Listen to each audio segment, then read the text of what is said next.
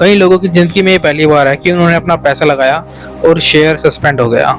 अब ये share suspend हो गया, इसके पीछे का रीज़न हमें पता है कि इनका ऑफिस उस एड्रेस पर नहीं मिला था। तो आइए जानते हैं इस केस में आगे क्या हो सकता है। देखिए, अगर आपका पैसा एवीआई पॉलीमर में फंसा हुआ है तो ये वीडियो आपके लिए ही है, इसको आखिरी तक देखना। देखिए, हमें किसी र्यूमर, प्रेडिक्शन या फिर सोशल मीडिया पोस्ट पर यकीन नहीं करना चाहिए पहली बात, क्योंकि इससे ज़्यादा घबराहट होती है ना। तो ये आज समझेंगे कि आखिर बीएससी की सस्पेंड शेयर की ट्रेडिंग दोबारा शुरू कैसे करती है।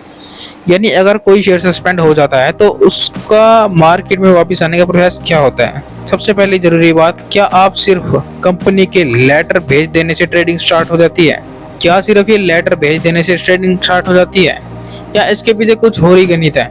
तो आइए शुरू करते हैं। देखिए, सबसे पहले समझते हैं सस्पेंशन क्या होता है। देखिए, सस्पेंशन मतलब कि किसी शेयर में ट्रेडिंग नहीं हो सकती, ना तो कोई इसमें से शेयर बेच सकता, ना कोई इसमें से शेयर खरीद सकता।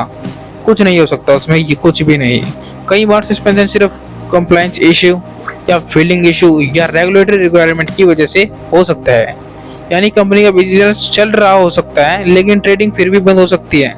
बीएससी ट्रेडिंग स्टार्ट करने से पहले क्या देखता है, यही सबसे महत्वपूर्ण हिस्सा है। कंपनी सस्पेंशन हटाने की रिक्वेस्ट करती है तब बीएससी कई चीजें चेक करता है। सबसे पहले, क्या कंपनी सभी जरूरत डॉक्यूमेंट जमा किए हैं? उन्होंने कंपनी ने सभी डॉक्यूमेंट जमा किए हैं?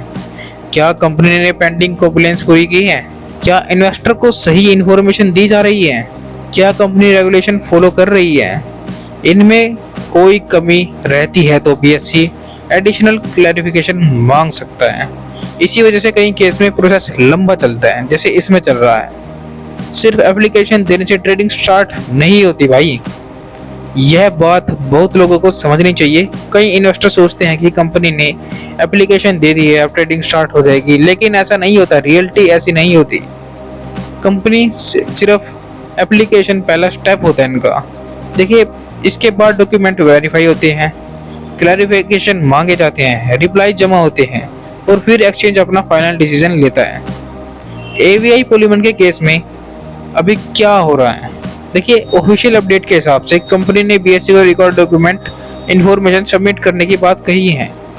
कंपनी ने यह भी कहा है कि मैटर भी अभी एक्सचेंज के पास है, यानी प्रोसेस अभी चल रही है। अभी तक कोई ऑफिशियल अनाउंसमेंट नहीं आई है जिसमें लिखा हो कि सस्पेंशन हटा दिया गया है। इसलिए इन्वेस्टर को सिर्फ ऑफिशियल अपडेट पर ही भरोसा करना चाहिए। बीएससी के पास कौन कौन से ऑप्शन होते हैं? अब मान लीजिए कंपनी ने एप्लीकेशन दे दी तो बीएससी के पास 3 ऑप्शन होते हैं। ऑप्शन 1, बीएससी सेटिस्फाइड हो जाए, सब डॉक्यूमेंट और कॉम्प्लीमेंट्स जमा हो जाए, ठीक हो जाए वहाँ पर, और यानी ट्रेडिंग दोबारा स्टार्ट हो सकती है। और दूसरा option, additional clarification, BSc company से डॉक्यूमेंट्स या एक्सप्लेनेशन मांग सकता है। इस सिचुएशन में प्रोसेस और लंबी हो सकती है। और थर्ड पर, एप्लीकेशन रिजेक्ट, अगर एक्सचेंज को लगता है कि रिक्वायरमेंट पूरी नहीं हुई है तो रिक्वेस्ट भी उनकी एक्सेप्ट नहीं होती। हालांकि एवीआई पॉलीमर के केस में अभी तक कोई ऑफिशियल अपडेट सामने नहीं आया है। इन्वेस्टर को अब क्या करना चाहिए? सबसे पहले पैनिक नहीं करना चाहिए। दूसरी बात, सोशल मीडिया रूमर पर यकीन नहीं करना चाहिए। तीसरी बात, सिर्फ कंपनी बीएससी के ऑफिशियल अनाउंसमेंट को फॉलो करे। देखिए, बहुत बार लोग व्हाट्सएप और टेलीग्राम पर देखकर गलत कंक्लूजन निकाल लेते हैं, लेकिन स्टॉक मार्केट में डॉक्यूमेंट सबसे ज़्यादा इंपॉर्टेंट होते हैं। क्या एवीआई पॉलीमर की ट्रेडिंग कल स्टार्ट हो जाएगी? इसका जवाब किसी के पास नहीं है, ना मेरे पास, ना किसी यूट्यूबर के पास।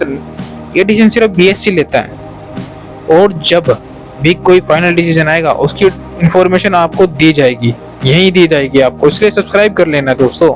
अब सिंपल सी बात है, इस एवीआई पॉलीमर केस में अभी प्रोसेस चल रही है और फाइनल डिसीजन का इंतजार है। आपका पैसा फंसा हुआ हो तो कमेंट में ज़रूर बताइए कि आपको कितने समय से इसमें पैसे इन्वेस्ट किए हुए थे और अब आप कितने रुपए इसमें इन्वेस्ट किए हुए थे और फंस चुके हो, सब कुछ बताना। धन्यवाद।